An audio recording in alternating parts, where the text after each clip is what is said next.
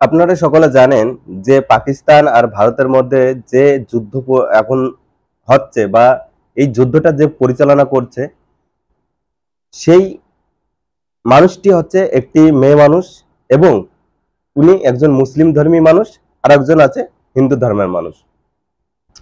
তো কথা হচ্ছে মুসলিম মানুষকে দিয়ে এই যুদ্ধ কেন পরিচালনা করা হলো, বা এই যে ম্যাডাম এই যুদ্ধটা পরিচালনা করলো, আরো তো অনেক সিনিয়র মানুষ ছিল, তাদের দিয়ে কেন পরিচালনা করলো না?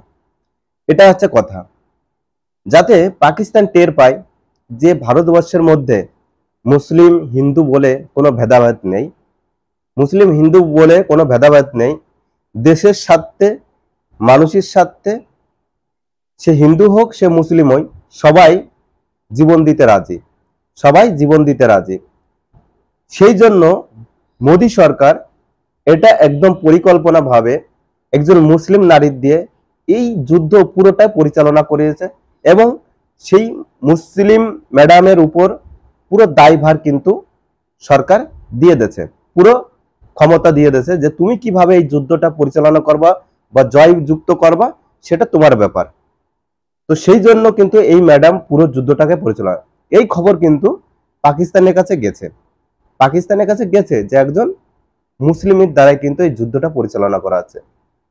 আর এই সিঁদুর নাম এই কারণে দেওয়া হয়েছে যে মা বোনেরা ঘুরতে গিয়ে তাদের সামনে তাদের স্বামীদের মেরে দিয়েছিল এবং নিজের চোখের সামনে স্বামীকে হারিয়ে তাদের শীতের সিঁদুর মুছে ফেলা দেওয়া হয়েছে। সেই শীতের সিঁদুরের জন্য এই যুদ্ধটার নাম কিন্তু সিঁদুর দেওয়া হয়েছে। এটা আমি একদম সাধারণভাবে ব্যাখ্যা করে বুঝিয়ে দিলাম। তো এইভাবে পাকিস্তান যদি আরো কোনোদিন এই ধর্ম বিদ্বেষী কাজ করতে থাকে তাহলে কিন্তু ভারতবর্ষের যে মুসলিমরা আছে তারা কিন্তু ছেড়ে কথা বলবে না, তারা কিন্তু ছেড়ে কথা বলে না। তারা কখনোই বলে না যে আমরা পাকিস্তানের সাথে সাথ দিয়ে থাকবো, তারা কখনোই বলে না যে আমরা পাকিস্তানকে সাপোর্ট করব, তারা বলতে চায় না। কিছু মানুষ আছে যারা নির্বোধ, তারা এইসব মেসেজ ভাষা প্রকাশ করে থাকে, কিন্তু যারা শিক্ষিত মুসলিম, যারা শিক্ষিত মানুষ, তারা কিন্তু সবসময় কয় না আমরা যে দেশে আছি সেই দেশ আমাদের অনেক কিছু দিয়েছে, আমরা অনেক শান্তিতে আছি, আমরা কিছু চাই না।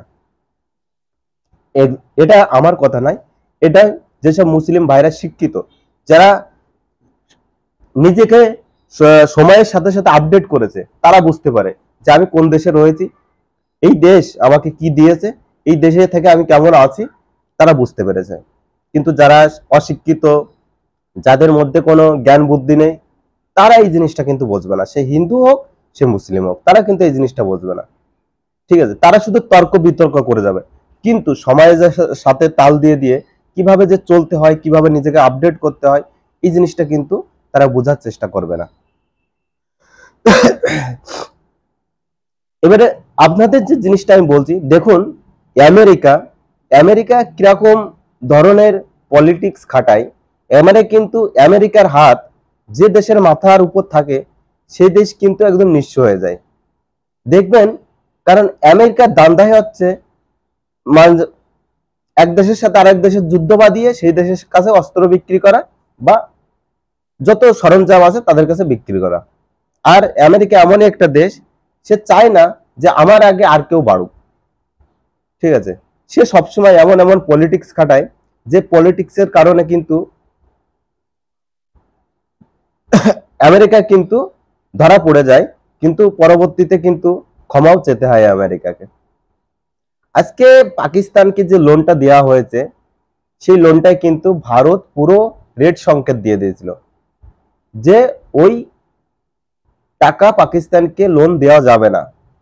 আর এই যে লোনটা দেওয়া হচ্ছে, এই সংস্থা কিন্তু শুধু আমেরিকায় যে সাথে যুক্ত তা না, দেশ এই বিভিন্ন দেশের মানুষ কিন্তু এই সংস্থার সাথে যুক্ত। তারা যত ইনভেস্ট সব দেশ থেকেই হয় কম বেশি। ঠিক আছে, যারা এর সাথে জড়িত সেই সব দেশ থেকে এই ইনভেস্টগুলো হয়। 19টা না কটা দেশ আছে এর সাথে জড়িত। তো এই সব দেশ মিলে এই সংস্থা ইনভেস্ট হয় এবং সেই সংস্থা থেকে যারা যে দেশ দরিদ্র বা যে দেশ চলতে পারছে না, দেশ চালাতে পারছে না, সে দেশকে কি করে, কিছুটা টাকা ফ্রিতে দেয়, কিছুটা টাকা লোন হিসাবে দেয়।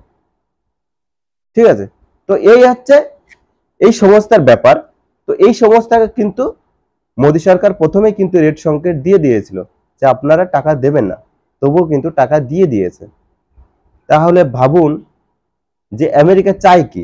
আমেরিকা চায় যে ভারতের সামনে ভালো থেকে তলা দিয়ে ভারতের বিপক্ষে কাজ করা।